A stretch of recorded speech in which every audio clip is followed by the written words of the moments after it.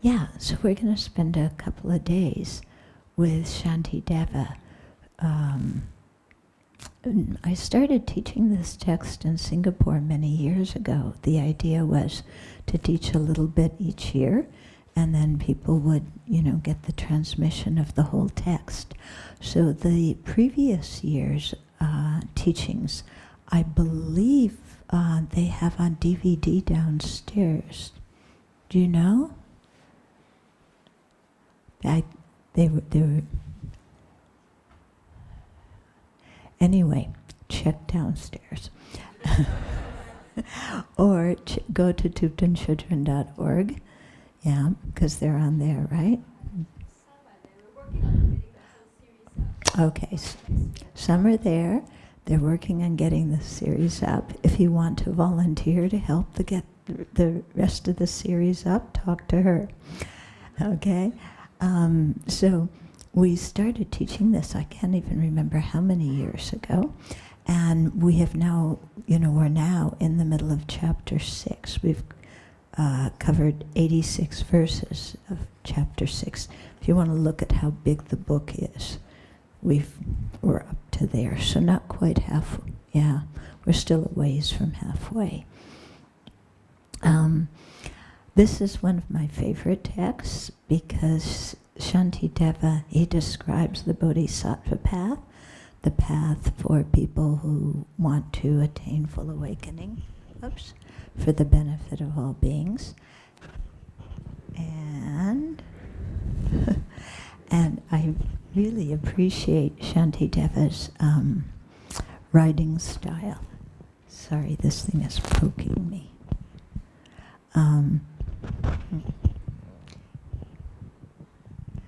Okay, how's this?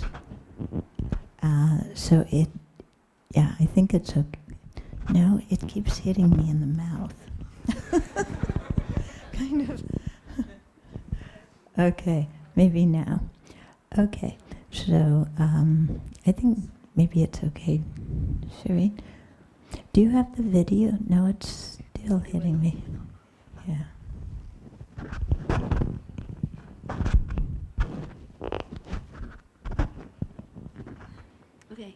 Okay, how's that?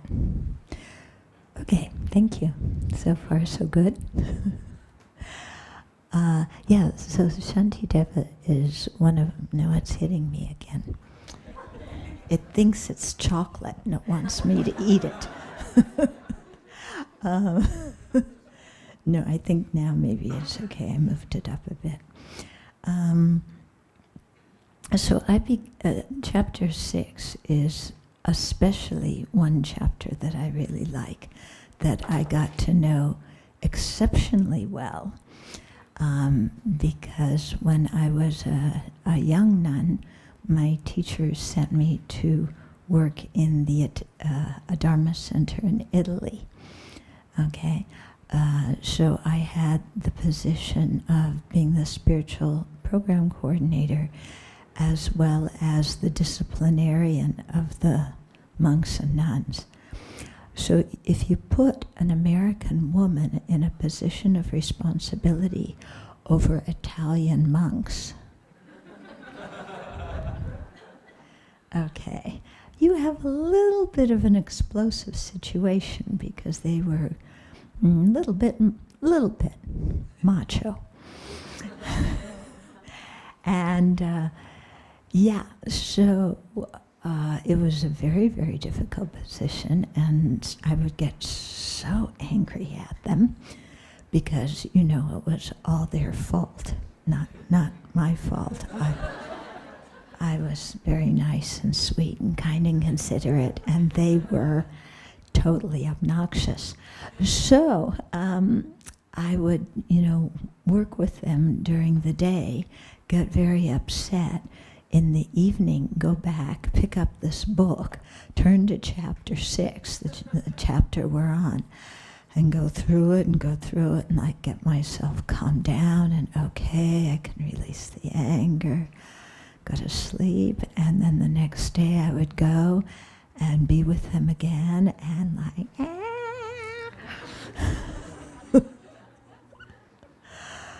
So I got to know chapter 6 quite well. So that's the chapter we'll be focusing on today and tomorrow. So we're going to start with reciting some prayers so that we can generate some virtuous thoughts and, get our mind in the right tone to listen to teachings. And then after we do the recitations, we'll have a few minutes of silence so we can watch our breath and really let the mind settle down. Okay? When we do the prayers, we don't just address them to empty space, but we imagine in the space in front of us all the Buddhas and Bodhisattvas, and then sitting all around us, all the sentient beings. And so when we think of the Buddhas and Bodhisattvas in front of us, they're looking at us with kindness, compassion, acceptance, and delight because we're doing something that's really good and virtuous. And then all the sentient beings around us, just like us, want happiness, don't want suffering. So we're all turning together to the Buddha, Dharma, and Sangha to take refuge. So, and we think that we're leading everybody in taking refuge. So the people around us that we're leading in taking refuge don't all have to be Buddhist. Yeah. When I do this practice, I need to mention one important thing. When we do this, and imagining the sentient beings around us, we can put our mother on our left side, our father on our right side, and then the people you don't like, the people you can't stand, the people who harm you are in front of you, between you and the Buddha. This is a very skillful visualization because in order to see the Buddha, we have to look at all the people we don't like and somehow come to terms with that and make peace with that. Okay? So it's quite a skillful visualization in that way. Okay? So, so, you can put the people you don't like in front of you. Often when I do this kind of practice, because in my country our Congress is completely dysfunctional, and we have a number of people in elected office that I don't know. Well, I do know how they got elected, but I don't think they should have been elected. And so I put them in my visualization too. Okay, so especially, I don't know how much you know about American politics, but Ted Cruz is one American senator who is completely off the planet. So I often have him, right here, and I imagine him taking refuge in the Buddha, Dharma, and Sangha. And all the fundamentalist Christians who get involved in American politics, they're all around us, me also taking refuge in the Buddha, Dharma, and Sangha.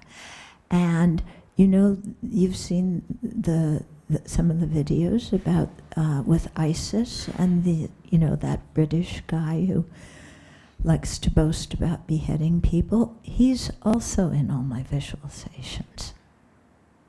Yeah, so you can really make this visualization quite personal and quite contemporary, And I think then it becomes very real for you. And then you also feel like you can do something about the state of the world. Yeah, instead of just feel like, there's nothing to do. Okay? So, imagine the Buddha in front of you. He's made of light, and as are all the other Buddhas and Bodhisattvas.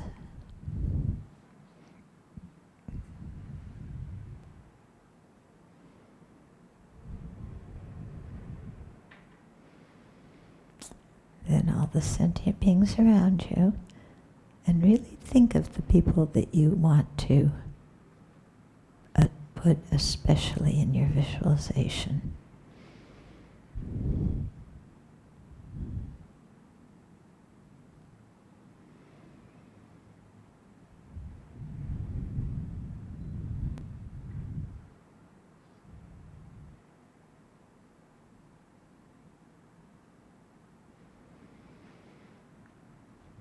And then we take refuge. I take refuge until I have awakened in the Buddha, the Dharma, and the Sangha. By the merit I create by listening to the Dharma and the other far-reaching practices, may I attain Buddhahood in order to benefit all sentient beings. I take refuge until I have awakened in the Buddha, the Dharma, and the Sangha. By the merit I create by listening to the Dharma and the other far-reaching practices, may I attain Buddhahood in order to benefit all sentient beings. I take refuge until I have awakened in the Buddha, the Dharma, and the Sangha. By the merit I create by listening to the Dharma and the other far-reaching practices, may I attain Buddhahood in order to benefit all sentient beings. May all sentient beings have happiness and its causes. May all sentient beings be free of suffering and its causes. May all sentient beings not be separated from sorrowless bliss. May all sentient beings abide in equanimity, free of bias, attachment, and anger. Reverently I prostrate with my body, speech, and mind, and present clouds of every type of offering, actual and mentally transformed. I confess all my destructive actions accumulated since beginningless time, and rejoice in the virtues of all holy and ordinary beings. Please remain until cyclic existence ends, and turn the wheel of Dharma for sentient beings. I dedicate all the virtues of myself and others to the Great Awakening. So imagine from the Buddha in the space in front of you, he sends out countless replicas of himself that come to the crown of your head and the heads of all the sentient beings around you. And as we recite the Buddha's mantra 7 times, visualize brilliant light coming from the Buddha above your head, flowing down through the crown of your head, through your entire body, and through the bodies of all the sentient beings around you, granting you all the realizations of the stages of the path. Tayata Om Muni Muni Maha Muniye Soha. Tayata Om Muni Muni Maha Muniye Soha. Tayata Om Muni Muni Maha Muniye Soha. Tayata Om Muni Muni Maha Muniye Soha. Tayata Om Muni Muni Maha Muniye Soha. Tayata Om Muni Muni Maha Muniye Soha. Tayata Om Muni Muni Maha Muniye Soha.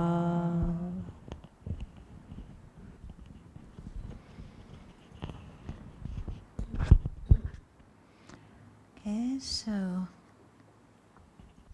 Okay, settle your mind on the breath.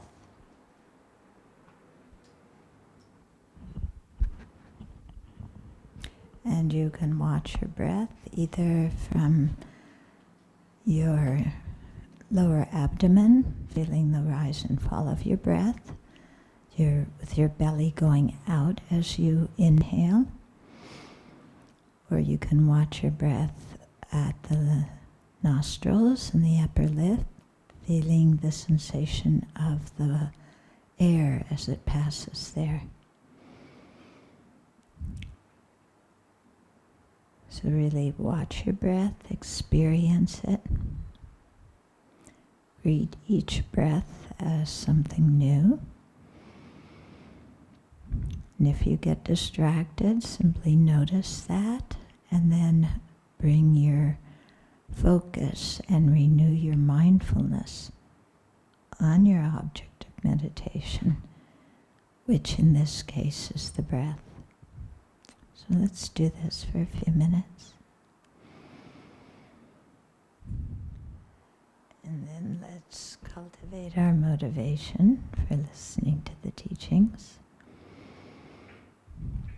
And think that today specifically we will listen attentively to learn about how to cultivate fortitude, which is the antidote to anger.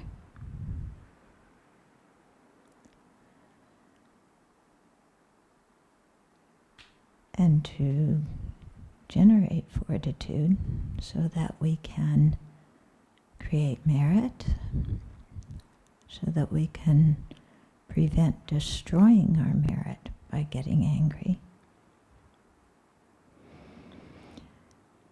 And for the far-reaching goal of attaining full awakening for the benefit of each and every sentient being.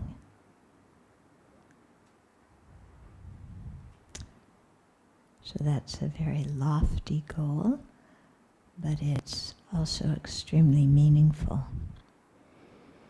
So let's have that long-term motivation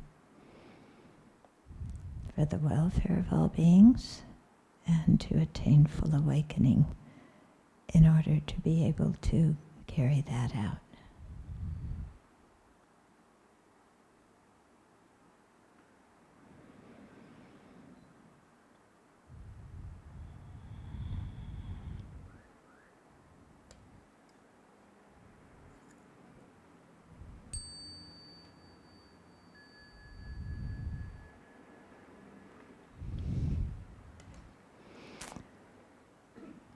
Okay. So last year, when we were going through the text, we completed verse 86. I wanted just to review a little bit before we go on to 87, because this particular section that we're in is about jealousy. Yeah.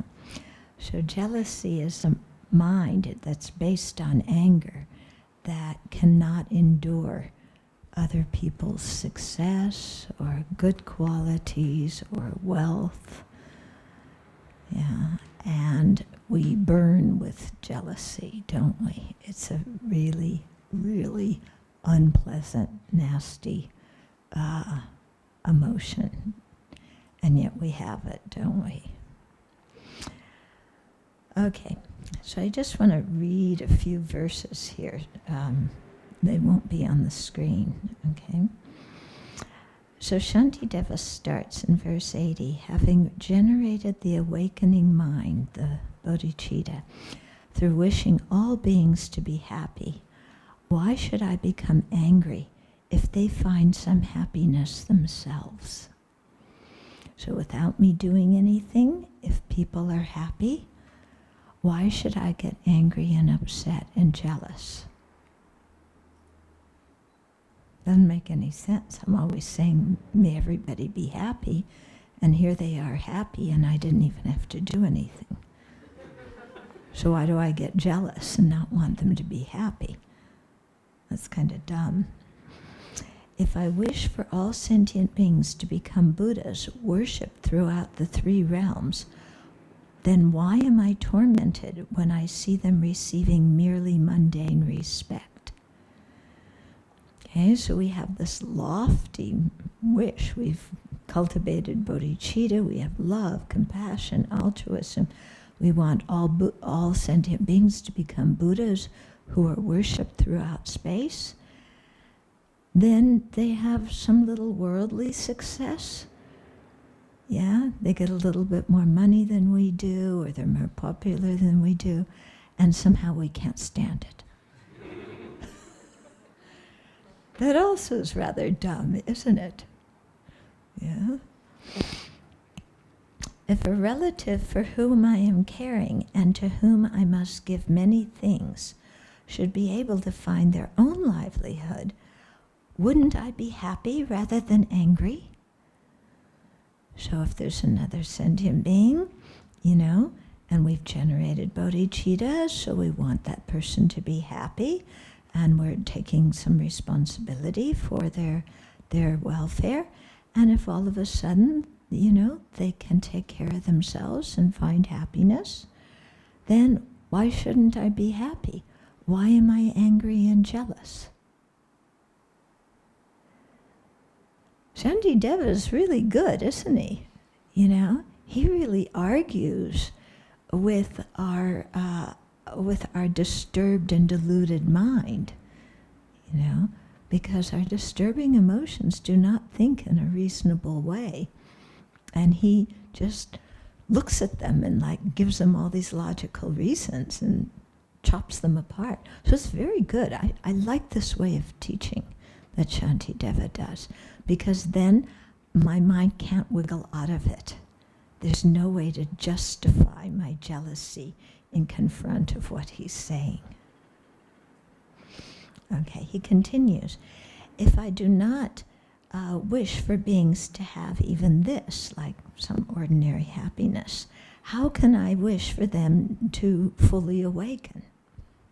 And where is their bodhicitta in one who becomes angry when others receive things?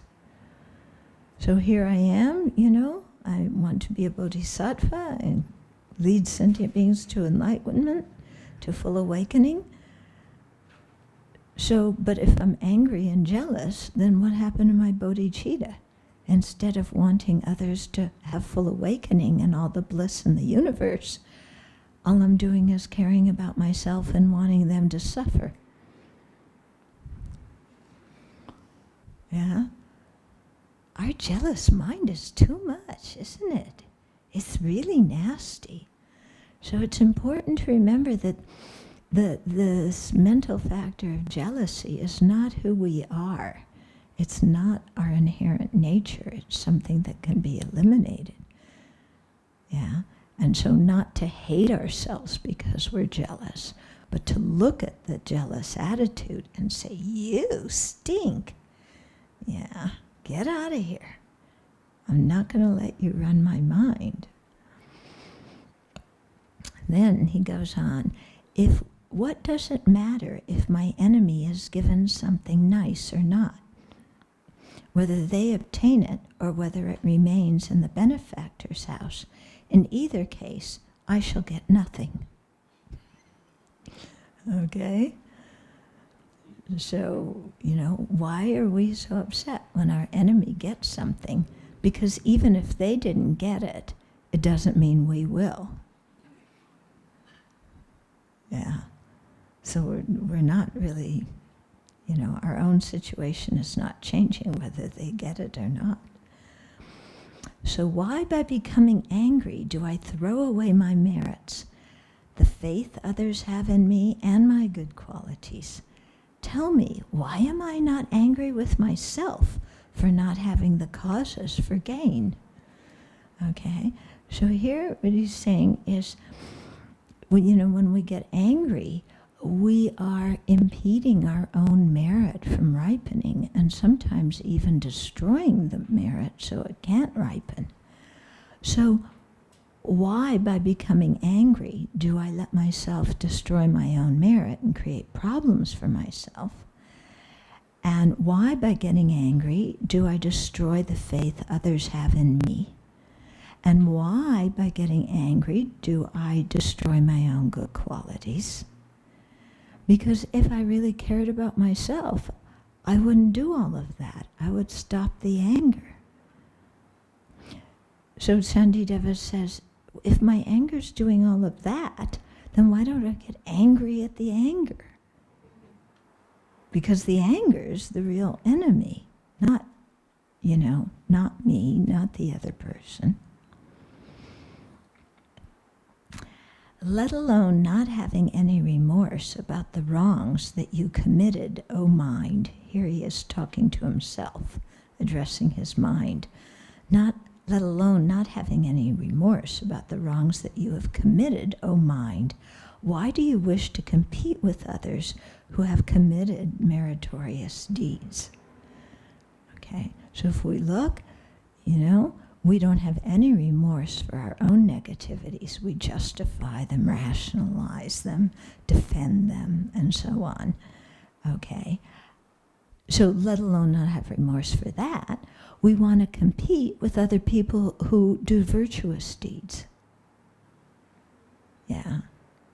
And compete not in a nice way, but compete in, I want to be known as being more virtuous than you. Because then people will give me more offerings, or they will like me more, and I will get more respect. Yeah. So again, what use is it to compete with a virtuous person? What in the world are we trying to do? Yeah. And yet sometimes it happens. Yeah. We'll compete with our boss. We'll compete with our teachers. Yeah. I want to be better. It's really rather ludicrous. Okay, so that's the end of what we covered last year. Just wanted to fill you in. Now we'll start with 87. Even if your enemy is made unhappy, what is there for you to be joyful about? Your merely wishing for them to be hurt did not cause them to be injured. Okay, so even if, your enemy gets hit by a truck, yeah, what is there for you to be happy about? Because you're merely wishing for them to get hurt didn't cause them to get hurt. So it isn't like you accomplished your goal because you're just having that negative wish towards them isn't what made them get hurt. And he says, and even if the enemy does suffer as you have wished, what is there for you to be joyful about? If you say, for I shall be satisfied, how could there be anything more wretched than this? That's the next verse, 88. Okay? So even if the person we can't stand does suffer, like we want them to suffer, then why in the world are we feeling happy about it? And if we think, because then I'll be satisfied, my enemy got hurt, then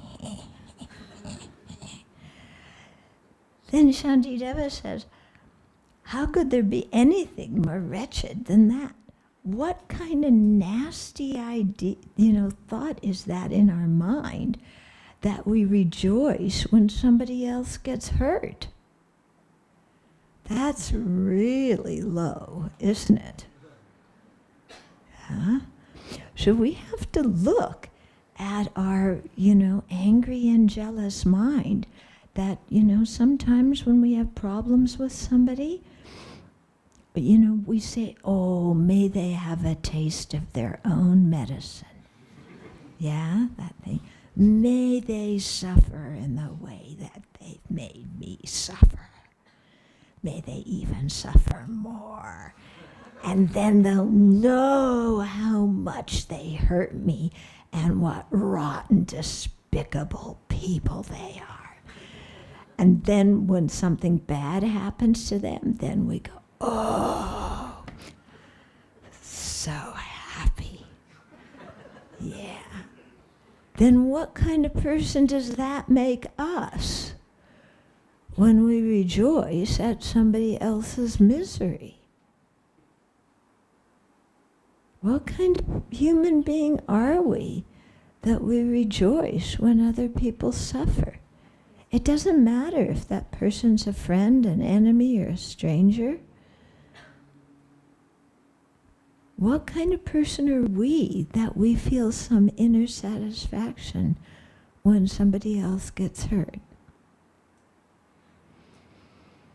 It doesn't display much good character on our own part, does it? Yeah, so this is why I like Shantideva, because he talks like right there, and he makes me look at that part of myself and go, ugh. Yeah, I don't want to be like that. I don't want to think like that. And so then when that kind of thought arises in the mind, it's easy to say, get out of here. You know, this kind of thought. You're just too disgusting. I don't want to have anything to do with thinking in that manner. Mm-hmm. Okay, next verse.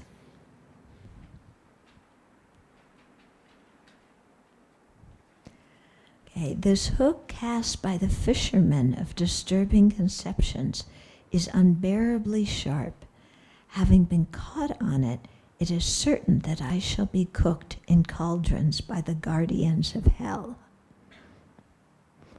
So what he's saying here is our disturbing conceptions, such as jealousy and anger, they're like hooks. You know, I mean, the fishermen of these of the disturbing conceptions have cast these hooks. We've bitten them and we're following the disturbing emotions. And as a result, just like a fish is, when it's caught on a hook, gets cooked, we're going to get cooked in the cauldrons of hell because we're creating so much negative karma. Yeah, in other words, our jealousy is harming us far more than it harms anybody else. Because motivated by jealousy, we do all sorts of nasty things, don't we? Yeah, we're jealous of somebody else, so we talk badly behind their back, we criticize them to their face. Yeah, even in romantic relationships, you get jealous, you want to beat somebody up. Sometimes people even kill other people because they're jealous. Sometimes they kill the person they're competing with. Sometimes they kill the person that they're attracted to. That's really something, isn't it? You know? Like you're in a relationship and your partner's, somebody else is paying attention to your partner and maybe they're flirting a little bit with that person and that's the person you care for. So you kill the person you care for. Because you can't bear to see them flirting with somebody else. That's really something, but it happens all the time, doesn't it? Yeah, it happens all the time. When I lived in France at the monastery, there was one woman who came. She was so upset because she had been married for many years to this man, and now he had taken up with a younger woman and their marriage was breaking up. And she was really upset. And I said to her, Claudine, you should rejoice. Now she gets to wash his dirty socks. Yeah? I said, if this is the kind of, person he is, then why do you want to be with him? Let her wash his socks. And she became a nun. And I said, you got the best deal out of it, you know, because the two of them, all they got was each other and a ton of negative karma, you know, her ex-husband and the partner. They got a lot of negative karma for unwise and unkind sexual behavior. Plus, they got all the problems of having a relationship. And I said, and you got to be a nun and, you know, start keeping precepts and learning the Dharma and progressing on the path. I said, you should go thank your husband, your ex-husband, you know. I said, you should thank him. He did something really good for you. It's true, isn't it? It's true. She definitely got the best deal out of it.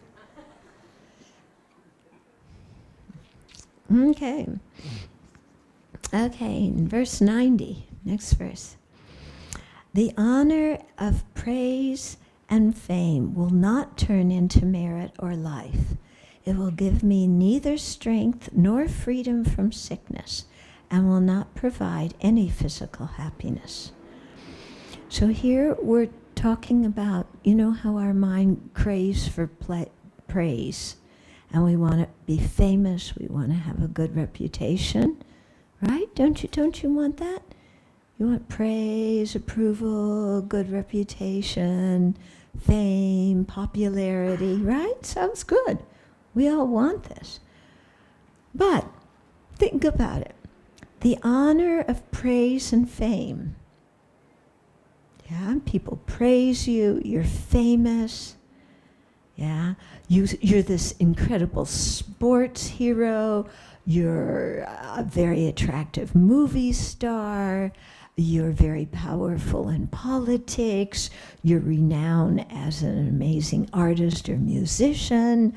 You know, finally people have realized you're the first genius in the world. Yeah? And what good does it do you? Yeah? The fame and the praise, what good, what benefit do we really derive from people praising us and from people, you know, making us famous? Yeah, because praise and fame, they don't turn into merit, and merit is the real thing that's valuable at the time of death. Praise and fame don't turn into life. They don't increase our lifespan at all. They don't give us strength, and they don't give us freedom from sickness. Yeah, because we can see that people who are very famous, who are praised a lot, they get sick. Okay, they don't save us from death. They don't save us from the lower realms. Okay, so what use really are praise and fame? They don't help us in any really significant way. Do they? I mean, think about it. I really like this, you know, because when my mind gets stuck on these things, it's like, then I sit and ask myself, well, even if the whole world praised me, what benefit do I get from that? Yeah? Really? What benefit do I accrue? Doesn't give me long life, doesn't give me good health, doesn't prevent death, doesn't give me a good future rebirth, doesn't give me any merit, doesn't give me liberation, doesn't help me practice the path and become a Buddha. What use is it? Yeah? I had a very interesting experience some years ago. It was in the 90s. And His Holiness Dalai Lama was giving a set of teachings somewhere in the U.S. And I was asked to give the evening talk. His Holiness taught in the morning and the afternoon, and then they had different people give talks in the evening. So I was asked to give an evening talk. So I gave this talk, and somehow I was particularly funny, so people liked the talk. And then the next day, when His Holiness was teaching during the break time, I was trying to go to the bathroom. And all these people started talking to me, oh, we really like your talk. It was such a good talk, such a good teacher. And it's like, I gotta go to the bathroom. Yeah. And then all of a sudden I realized, boy, fame can be a real nuisance. Yeah? All you want to do is something simple like go and pee, and you can't. Huh? And one time, when I lived in Seattle, I was, Bill Gates's best friend was dying, and I was asked to help him and also to do the memorial service. Yeah, so which was held at Bill Gates's home. And after that, I went walking in the neighborhood I live in, and I thought, wow, I am so much freer than Bill Gates. I can just walk down the street and be nobody. Yeah, he can't even walk down the street. Can you imagine that? That you can't even walk out of your house? And that, he had, at this time, Bill, and I think his wife's name is Melinda, yeah? But Bill and Melinda had just had a baby. And I thought, wow, even their child can't just go out in the street and play with other kids. Their kid can't walk to school. Yeah, because somebody might kidnap the kid in order to, ask Gates for the ransom. And I thought, wow, I'm much freer than they are. Money and respect and honor and fame, they can be very confining. They don't really give you a lot of freedom and choice.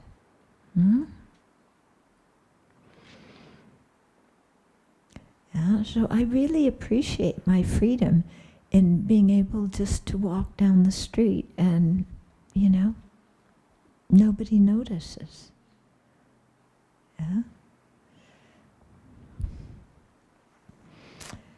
Okay, 91. If I were aware of what held meaning for me, what value would I find in these things? If all I want is a little mental happiness, I should devote myself to gambling, drinking, and so forth. Okay, so if I were aware of what was really important and meaningful in my life, okay, then why would I find any value in praise and fame and reputation and approval? I wouldn't, if I really had set my priorities properly and knew what was meaningful, I wouldn't put any stock in these things. On the other hand, if all I want is a little mental happiness, then I should go gambling and drinking. Yeah? Does gambling and drinking bring you mental happiness? Yeah? I look at all this, your brand new casino and everything. Yeah? It's like, do people who go there really feel happy? How can you feel happy when you lose money? Yeah? Because that's what you do at a casino, isn't it? That's what you do when you gamble. If you didn't lose money, there would be no reason to have a casino. They do it so that they can make money by taking your money. So when you go that you're going to lose. So are you happy about that? Yeah? And I want to ask ask the government, why are you happy about disturbing families in other countries? You know, they can go, but you charge your own citizens, meaning that you see yourself how disastrous gambling is for families, but you're okay with destroying families of people in other countries. Is that ethical?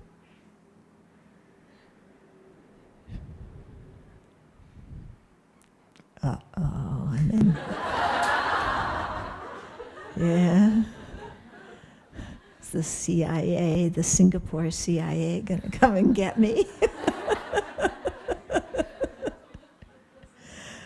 Yeah. But I mean, gambling is that's a dead end street.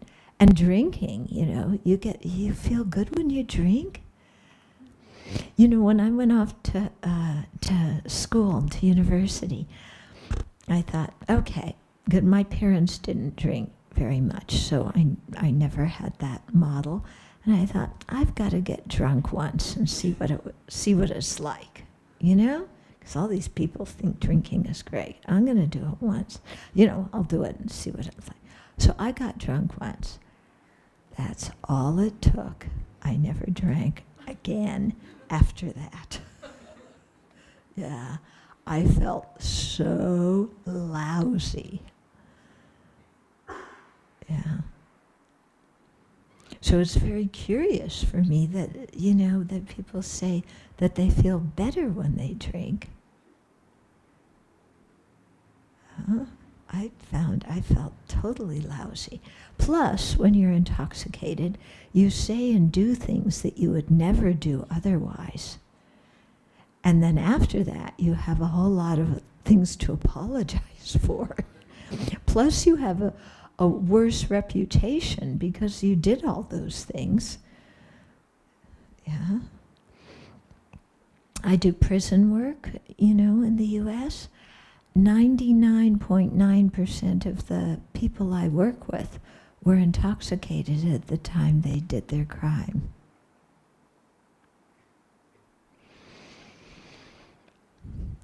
So, Shantideva was saying, if all you want is a little happiness, go gambling and drinking and see what happens. Oh, yeah, we don't have enough problems already. Okay, 92. If for the sake of fame I give away my wealth or get myself killed, what can the mere words of fame do then? Once I have died, to whom will they give pleasure? Okay, so for the sake of fame, people will do amazing things, to be famous. Yeah, we've recently had like these people who walk across Niagara Falls, and there was another big falls that somebody walked across recently, on this thin tightrope. Yeah, where if you fall off, goodbye. Yeah, so in order to be famous, people will do this. And earlier this year, there were two people actually who they took balloons up in space, up into the stratosphere. Do you remember hearing about this? They went way up into the stratosphere, then disconnected from the balloon and free fell to a certain point until their parachute opened. One guy was going faster than the speed of sound as he was falling. Yeah. And to do all of that and endanger your life, because if your parachute doesn't open, baby, you've had it. Yeah, just to be famous and for the thrill of things. It's incredible. Yeah? So lots of people do quite amazing things and get themselves killed. Yeah, in order to be famous. I know there's this cricket champion, yeah, that just died in Australia. Yeah, it's not like he did something. Well, cricket is dangerous, but so he was playing it. He enjoyed it, but I'm sure he liked the fame as well. And then he died because he got hit with a cricket ball. Yeah? Interesting karma, isn't it? Of all the different ways to die? Yeah? To get hit by, you're wearing a helmet and all this gear, and you get hit. You got hit like back here in some unprotected area. Okay, so if we're willing to risk our life and get hurt, yeah, for the sake of fame, even willing to die for the sake of fame, then think, what can the mere words of other people praising us and talking about us and everything, what can they do for us after we're dead? Yeah, once I have died, to whom will they give pleasure? Do we think that after we're dead, we're going to be floating up in the sky listening to all these people talk about how wonderful we were and how adventurous and what a fantastic person we were? Yeah? You think that's what you're going to be doing after you die? You know, look at the karma we created in our life and then think about what your next life is likely to be like, and that's what you'll be doing after you die. Okay? I remember one time some years ago when I was in China, we were touring around and we were having tea at one little tea shop in a rural area. And there was a picture of the Gang of Four in the tea shop, you know. And so these people used to have amazing power in China. Yeah, I mean fame and power and everything. And my friend who I was traveling with, you know, I was traveling with a few friends, one of them said, "What realm are they born into right now?" Yeah? What are these four people who were so famous and had so much power a few years ago, what are they experiencing right now? Are they in the hell realm, in the hungry ghost realm? Because they had a lot of power and they didn't use their power very well. They used their power to kill and torture and cause a lot of suffering for other people. So it wasn't like they were going to have a good rebirth afterwards.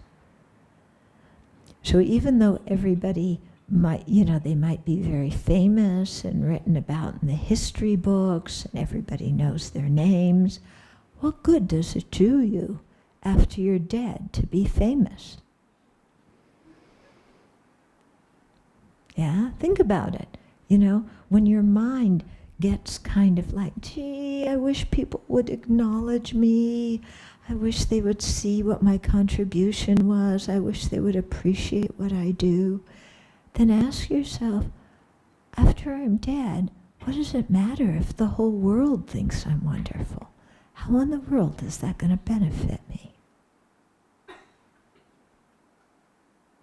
Yeah, it doesn't, does it? No benefit. So it's quite interesting, isn't it, that we all strive, we're all so eager for fame and wealth and, you know, praise, but really it's actually rather empty. It doesn't really do anything for us.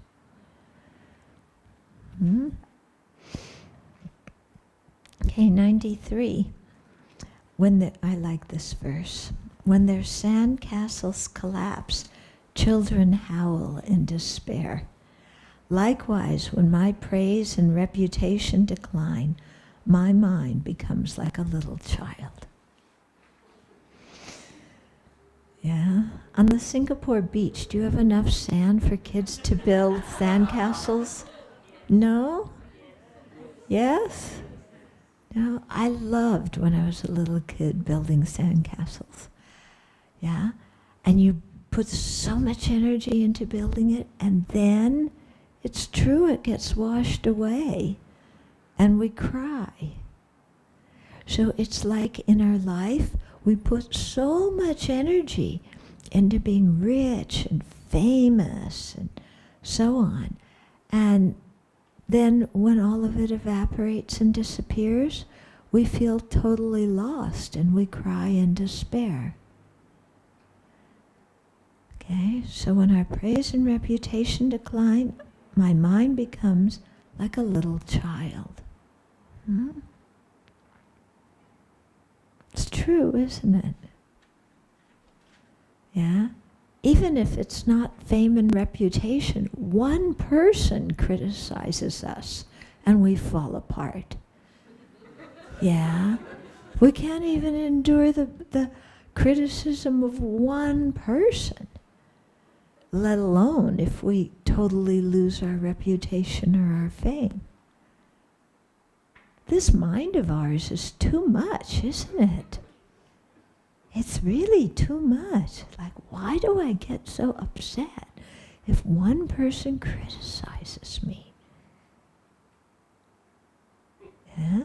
And yet, in our own perspective, boy, one little sentence of criticism, and this is much more important than, ISIS beheading people. Yeah? Somebody criticized me. I'm going to spend more time thinking about that and being upset about that than I am about somebody getting beheaded. That's wrong for me, isn't it? To care about myself in that over one small thing, and yet that's the way our deluded mind works. So this is why we need to practice the Dharma to counteract this kind of deluded mind. 94. Since short-lived sounds are inanimate, they cannot possibly think of praising me. Okay. Right, isn't it? Sounds are inanimate, so sounds don't praise us. Yeah, their sounds are just sound waves. Okay. But then our mind argues. Okay, our mind argues back. Our affliction, our attachment to praise argues back and says, but as it makes the bestower of the praise happy, my reputation is a source of pleasure for me. Now talk about excuses. Yeah, what our mind is saying is, okay, somebody's criticizing me, somebody's praising me, and that makes that person happy. So I rejoice that they're happy at praising me and giving me a good reputation. Okay? So our mind makes up the excuse that it's fine to be happy about having a good reputation because it makes other people happy to give me one. That's a pretty dumb excuse, isn't it? But that's, what our mind is saying. So then Shantideva replies back, whether this praise is directed at myself or someone else, how shall I be benefited by the joy of the one who bestows it? Since that joy and happiness is theirs alone, I shall not obtain even a part of it. So, talking to that mind that's dreaming up this fantastic excuse that I feel happy and rejoice because somebody else is happy at giving me a good reputation. To say to that mind, whether that praise that the other person is giving is directed at me, at somebody else, how am I benefited by their feeling happy at praising somebody? Because that happiness they experience is theirs alone, it's not mine. And also, if my mind is saying, well, it's good for me to have a good reputation because my good reputation, giving me a good reputation and praising me makes that person happy, then we should also rejoice when that person praises our enemy because they're also happy to give our enemy a good reputation and praise them. Yeah. Do we feel happy when our enemy's praised? No. But we should, according to this argument. Okay. Then 96. If I do find happiness in their happiness, the person who gave praise, if I do find happiness in their happiness, then surely I would feel the same way towards all. In other words, towards everybody who got praised. And if this were so, then why am I unhappy when others find pleasure in that which brings them joy? So if I'm saying, it's good for me to be happy because they're happy giving me a good reputation, then I should be happy whenever anybody else finds any kind of happiness. In which case, why am I unhappy when other people find pleasure in doing something that gives them joy? Why am I unhappy when they get the promotion? Why am I unhappy if they are more attractive than I am? Why I am happy when they get opportunities that I wish I had?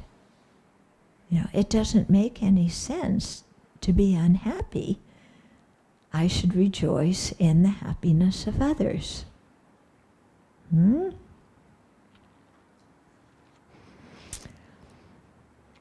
97. Therefore, the happiness that arises from thinking I am being praised is invalid. It is only the behavior of a child. True, isn't it?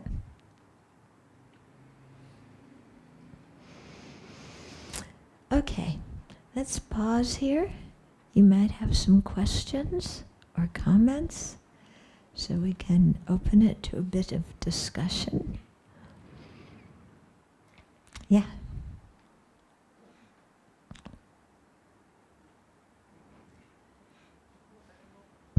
Is regarding verse maybe 86.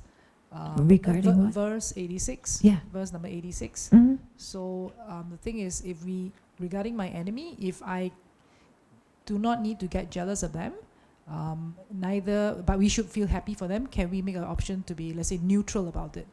Or let's say sometimes, maybe if put it another way, if let's say your enemy comes to ask for your help, and you say no? Because, but can you say no not to help them? Because by not doing so, you're making them unhappy. So, but it is a huge swing from them hurting you in the past and then from the fact that now they're asking for your help. So if you help them, you're making them happy, but you're making yourself miserable. So if you say no, if you say no. Here, what we're doing is we're trying to reason with our unreasonable mind. Okay? And saying, if I'm always saying, may people be happy, and here my enemy is happy, why don't I rejoice? Yeah? I'm always saying, may all sentient beings. We said at the beginning of this talk, may all sentient beings have happiness in its causes. So what are we going to do now? Say, may all sentient beings except my enemies have happiness in its causes. But the thing is that if our enemies were happy, they would stop doing the things that we find so disturbing. It's because they're unhappy that they do the things that they do. So actually, we should wish, our enemies especially to be happy. That doesn't necessarily mean we wish that our enemies get everything they want, or even that we wish our friends get everything they want. Because lots of times sentient beings want what is not good for them and what will produce suffering or make them create negativity. Okay. But, in the sense of arguing and debating with our unreasonable mind, it's a very good argument, If we're always saying, may everybody have happiness and causes, and they have happiness, why am I miserable? Yeah. I remember when I was first learning chapter 6, when I was in Italy, and I had several people, that I didn't like. And I remember one time somebody gave me a postcard of one of my teachers that I really like. It was a very beautiful picture of my teacher. But my teacher was also the teacher of one of these people I didn't like. Okay. And then the thought came into my head, oh, maybe I should give him the photo. Yeah, because if I really like this, maybe he'll like it too. And my mind went, no! And then I said, look, but you've got to really try and practice the teachings. And so I did give it to him, And afterwards, part of my mind is going, but. But, in the long term, it really doesn't make any difference whether I had that picture or not. Yeah? Okay, let's do a few questions here.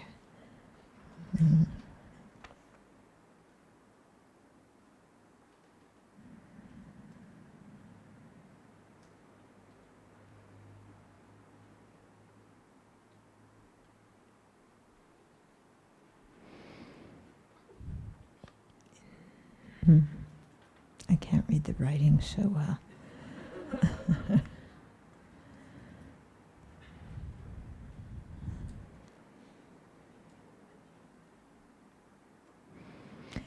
Okay, so in the workplace, when we are unable to get cooperation from our colleagues in other departments, our bosses encourage us to tell them about these incidents.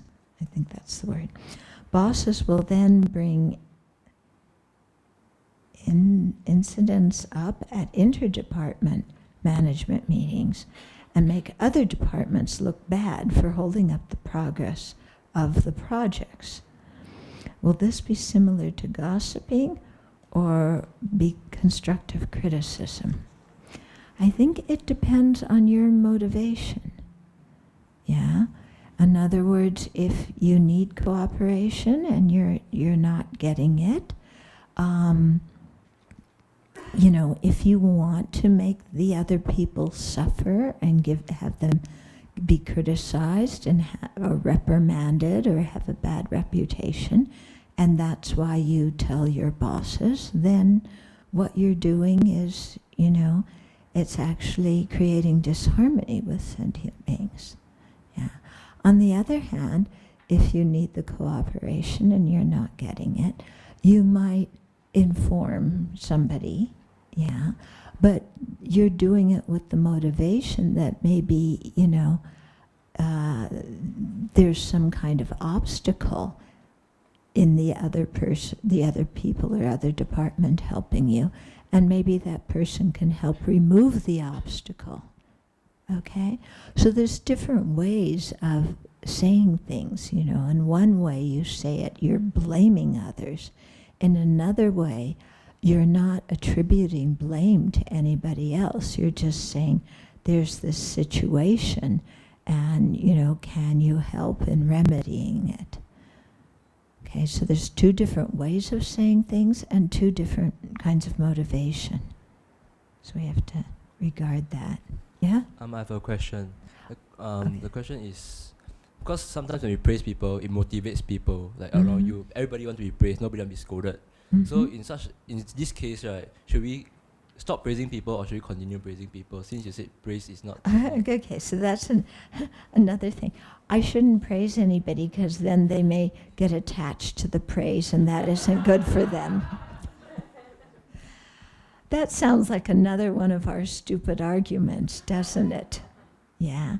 Actually, it's very good for us to praise people, and we should practice praising people, not flattering people. I'm not talking about flattering them and saying nice things so that they'll like us and so that we can get something out of them later. I'm not talking about that.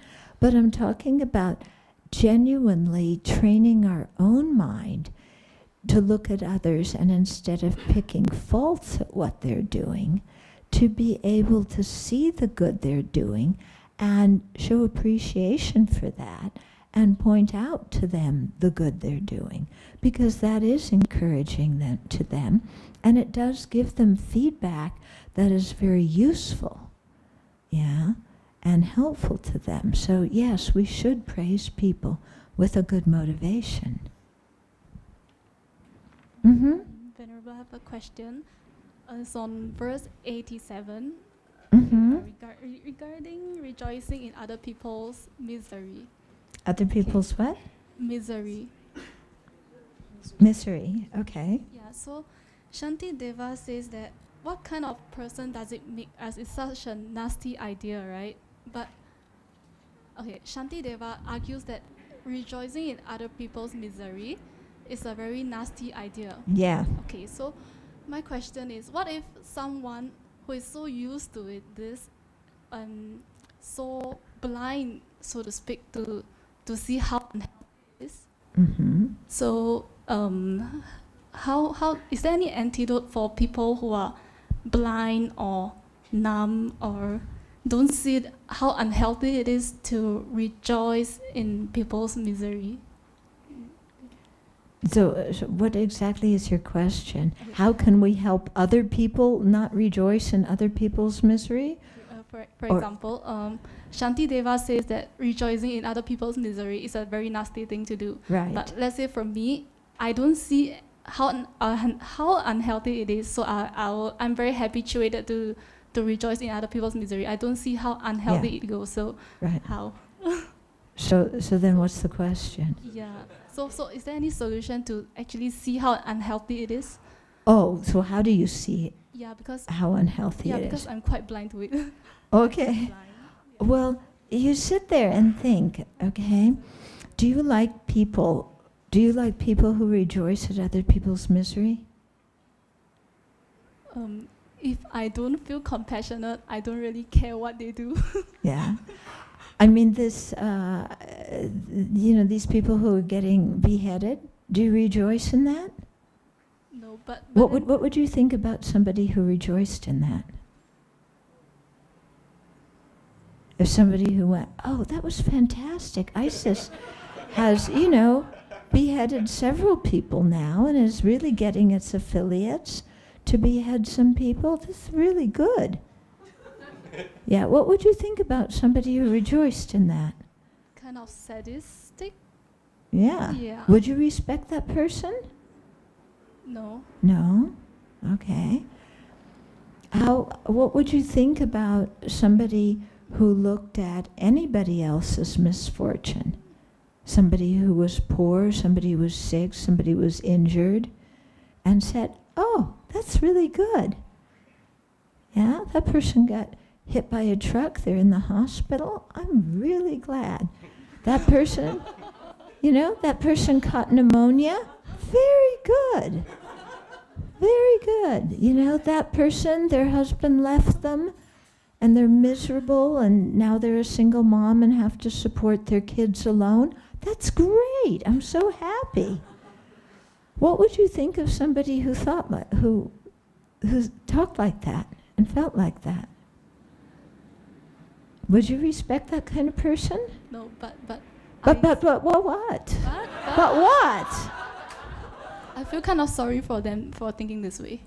But what? I feel kind of sorry for them for thinking this way. Yeah, but do you respect them? No. No? So when you think that way, do you respect yourself? No. There you have it, huh? Yeah? Okay, thank you. Venerable, just want to ask, from the perspective just now, how we actually progressively so-called disengage from hitting our enemy, because the grudges, I think, is built up over the time, over the years. Mm-hmm. It's like sort of like almost like hardwire in your mind that why you dislike that person to start off with.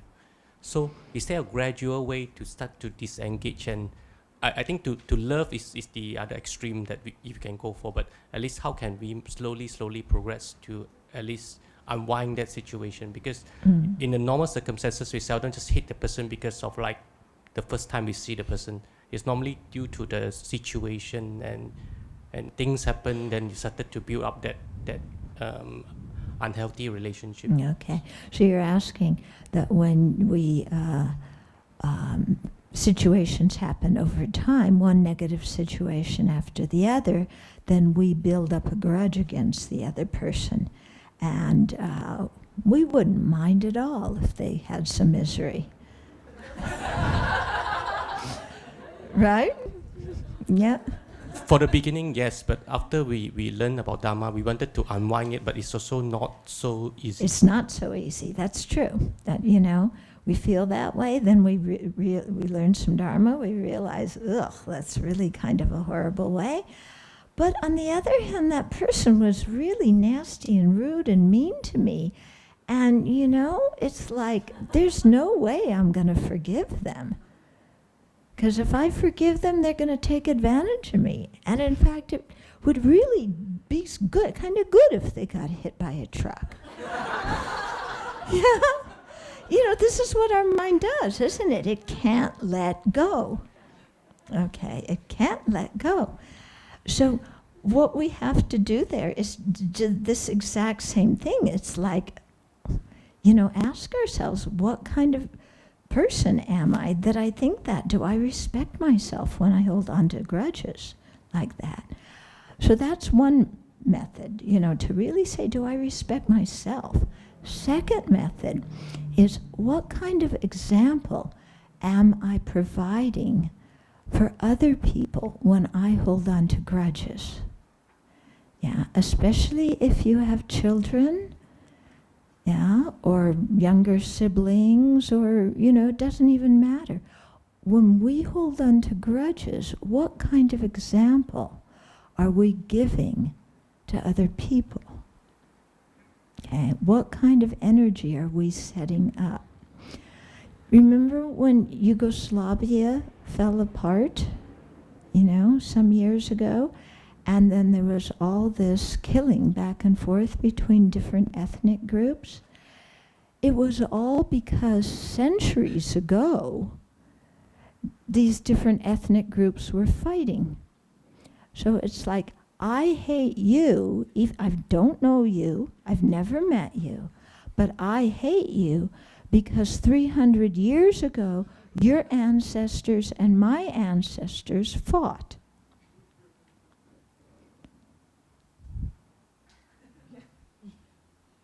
Is that sensible? Yeah, that's totally stupid, isn't it? When you think like that, and then you start fighting with people for that reason, what example are you setting for the younger generation? What are you teaching your kids? You're teaching your kids to be prejudiced, to hate people they don't know, to not forgive other people for things that they didn't even do to you. Yeah. But it's so bad for the younger generation when adults hold on to grudges. I can say this because I come from a family of grudge holders, okay? And I remember as a child, the extended family had some, you know, cottages on a lake where they went for the summer. And I was told as a little kid, you don't talk to the people who live in that cottage. And I said, why? They're our relatives. Well, you just don't talk to them. Later on, you know, I mean, I was a kid and it's like, what? But they're our relatives. I thought you're supposed to love family. Why don't we talk to those people? So it was because something happened, I don't even know what, on the yeah, on the level of my grandparents' generation. Yeah, something happened, and so because those siblings had a fight on my grandparents' generation, then I'm not supposed to go and talk to those cousins who are my generation. Okay, but you know, it didn't stop there. It was my grandparents' generation, the siblings fighting. They set an example for their children. So as I got older, I saw that even at my parents' generation, they started fighting and not speaking to each other. So I have aunts and uncles who are brothers and sisters. Most of them are dead now, but when they were alive, who for years did not speak to each other because something happened when, who knows, yeah, but they didn't speak to each other. Even when one of them was dying and their children called the others and said, do you want to talk to your brother before they die? And they said, no. So then the grandparents set the example for my parents' generation, who then set the example for my generation. And then I see amongst my cousins this same thing happening, of people not talking to each other. And then that sets the example for the next generation. So if you have a hard time letting go of grudges, ask yourself, what kind of example am I setting for other people? What kind of energy am I setting in motion by holding on to this grudge? Yeah? It really doesn't make much sense. Mm-hmm. And also, so that's the second technique. A third one that I often will use is to ask myself, what is it that I was really wanting in that situation? Yeah, because you get mad at somebody because of this, that, or the other thing. But to ask, what was I really wanting? Because sometimes what we're mad about isn't really what we were wanting in this situation. Okay, like, let me make up this is a silly example, but you invite somebody to a party and they say no. Okay, so you get mad at them because they're free, they could come, but they decline your invitation, so you get mad. Yeah, and I'm really mad and I'm not going to talk to you again because you refused to come to my party. And then to say, what was it that I was really wanting? Well, if we look, what I was really wanting was friendship. Yeah, the party wasn't so important. I took the party as actually a symbol of friendship. And then I asked myself, well, is it true that that person doesn't want to be friends? Well, I'm not sure. Yeah, I'm not sure really why they didn't come to the party. Maybe there was some other reason. Maybe it's not that they were rejecting me or something like that. So maybe I'm all upset about something that I don't need to be upset over. And even if they don't want to be friends with me, why do I need to be upset about that? Because there's billions of people in this world who I can be friends with. So if my need is for friendship, why put all my eggs in one basket and say I'll only be happy when I'm friends with this person or that person? Why not open myself up, and if I need friends, to make friends with whoever is there? Because there's lots of people. Okay? So I try and kind of talk to my mind and reason with my mind. And, with these kinds of deeply held grudges, it's true, you have to work at it again and again and again. But if you do and you keep on doing it, you will make progress and begin to let go of things. Mm-hmm. Oh, hi, Venerable. Can I ask a question? Yeah. How do you prevent this kind of you're not angry at the person, but you feel kind of victimized? Mm-hmm. Yeah, I think it's not very good. Cause recently, yesterday, I was scolded by my supervisor. So after that, I felt very hurt. So I kind of cried. Then after that, then I feel I don't feeling very angry. I knew my mistake, but I felt very victimized. yeah, and I don't think it's very good to feel victimized, because it just, kind of like, it increases kind of your ego, I think, in a way, because you Yeah. feel like, oh, you're quite good, then you're victimized. Yeah. So what's the solution? Okay. Actually, I think when we feel victimized, we are angry. Yeah. I think we are angry. Some people, have difficulty admitting they're angry because when we were little kids, our parents would not listen when we were angry, and they said, don't be angry. And so we never learned to be able to even acknowledge our own anger. Instead, we felt hurt. Yeah. Or we blamed ourselves for something that happened. Yeah.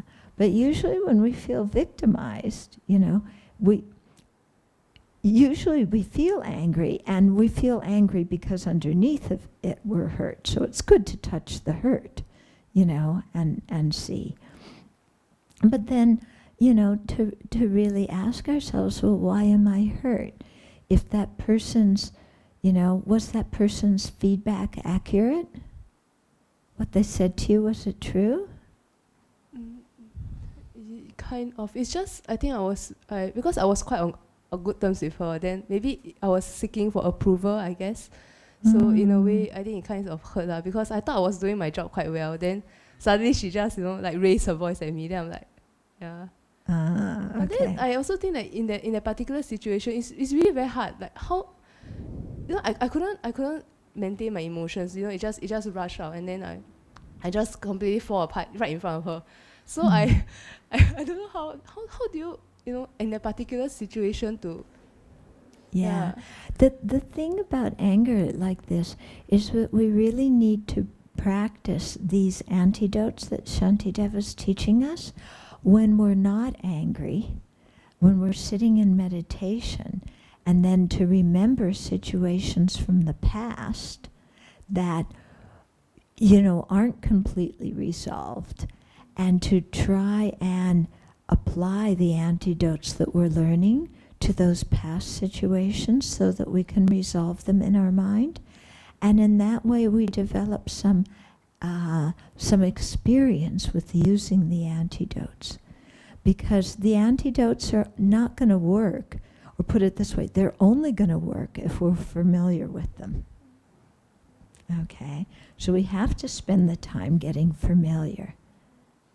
And then when you're familiar, then when a situation happens, you can immediately go, like in this one, you could say, well, is what she's saying true or not? If it's true, then I own it. If it's not true, then there's no reason to get upset. And maybe this person is, in a bad mood or who knows what, and I just happened to be standing there, and they took it out on me. This happens a lot, doesn't it? Do you do that sometimes to people? You're in a bad mood, and who's ever in front of you, you gripe at them or find something to pick at their faults about, then it has nothing at all to do with them. So to things, sometimes I might be that person for somebody else. It's not really something I did. I just happened to be there. Yeah? So there's no need to take it personally. Thank you. Okay, shall I do one of these questions?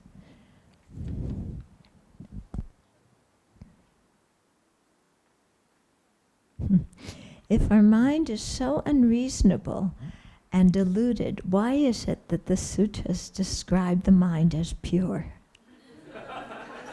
Good question, isn't it? Okay.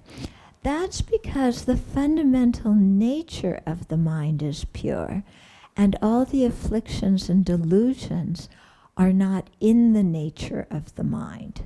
They have not penetrated the nature of the mind. They're like something on top of it. Okay? So the mind might be like a clean cloth that has dirt on it. Yeah. The dirt is not a permanent stain on the cloth. You know, it makes the cloth look dirty, but the dirt can be removed. The dirt and the cloth are not the same nature.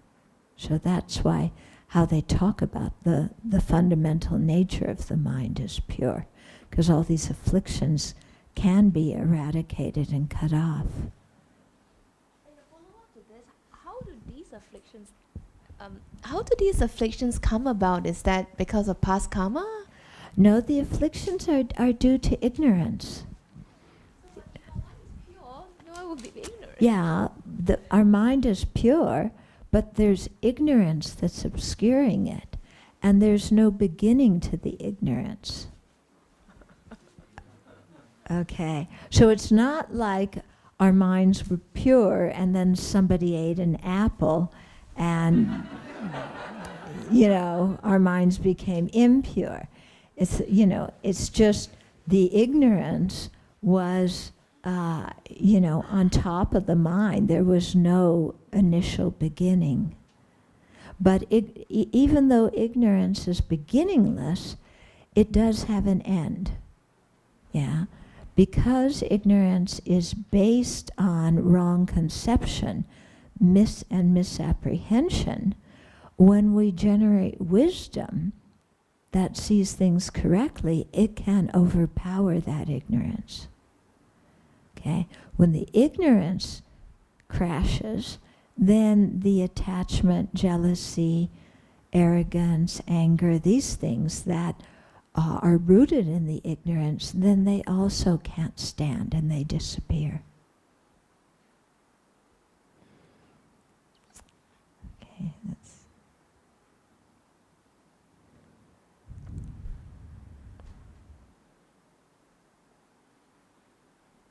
Okay, this is about giving praise, and I answered that question already. Okay, other questions? Oh, yeah?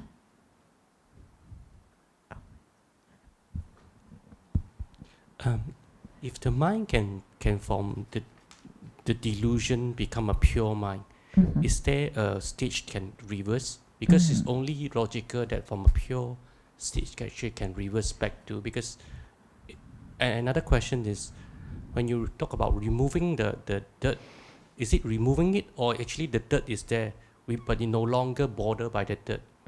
No, you actually remove the dirt. Yeah. We remove the afflictions and defilements from the mind. And once they have been completely eliminated, there's no way that they can come back.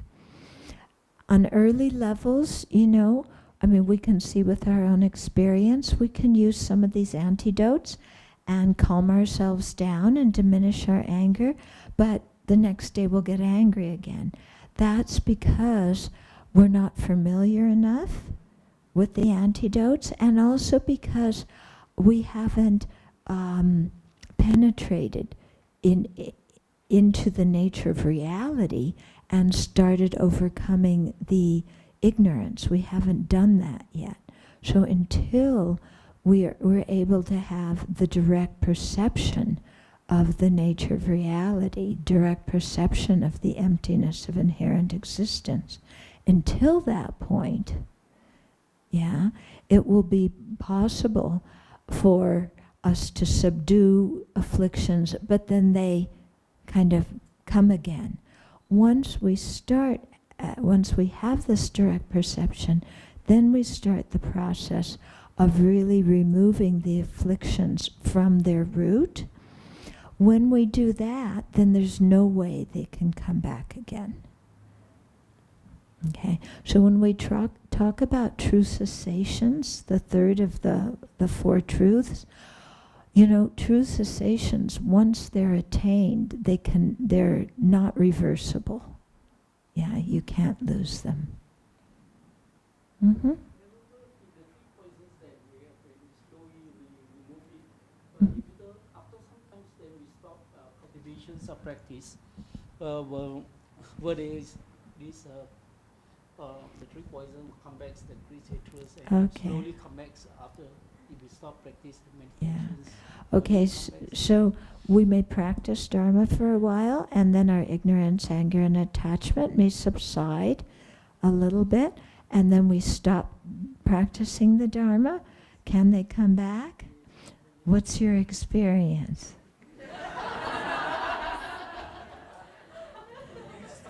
They come back, don't they? Yeah, because we haven't realized emptiness yet. We haven't gotten to the stage on the path where they start getting uprooted. So that's why it's really important to have a steady Dharma practice and to do it continuously. Pardon? When you reach certain levels of the path, like I said before, then they can't come back again. But at our level, we haven't perceived the nature of reality yet. So we kind of subdue the afflictions a little bit, but then we stop practicing, and because we haven't really internalized the antidotes, we haven't started eradicating the ignorance, so then the seeds of the ignorance are still there. The seeds of the attachment and anger are still there, and so they ripen. That's our experience, isn't it? Yeah? Uh-huh.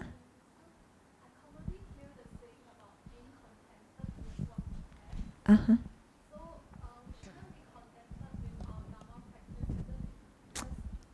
Okay. So what about, we hear that to be contented with what we had, but does that mean being contented with our Dharma practice? Okay? Regarding our Dharma practice, or regarding anything basically, I think we have to be content with what is in the present moment, because what is. And so there's no use being discontent about it. Okay? But being content about what is at the present moment does not mean that we don't try and improve the situation in the future. Okay? So yes, when there's a possibility to improve the situation in the future, we definitely try to do that. Yeah. Okay. Let's have a couple of minutes of silent meditation. I call this digestion meditation, to think about the teachings, and then we'll dedicate. Okay, so think about what you heard this evening so that you can remember it and put it into practice.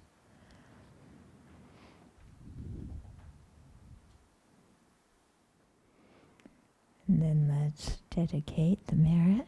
You can imagine it as like light in your heart that you radiate out into the universe, sharing the merit of what we did this evening with all living beings. Due to this merit, may we soon attain the awakened state of Guru Buddha, that we may be able to liberate all sentient beings from their suffering. May the precious Bodhi mind not yet born arise and grow. May that born have no decline, but increase forevermore.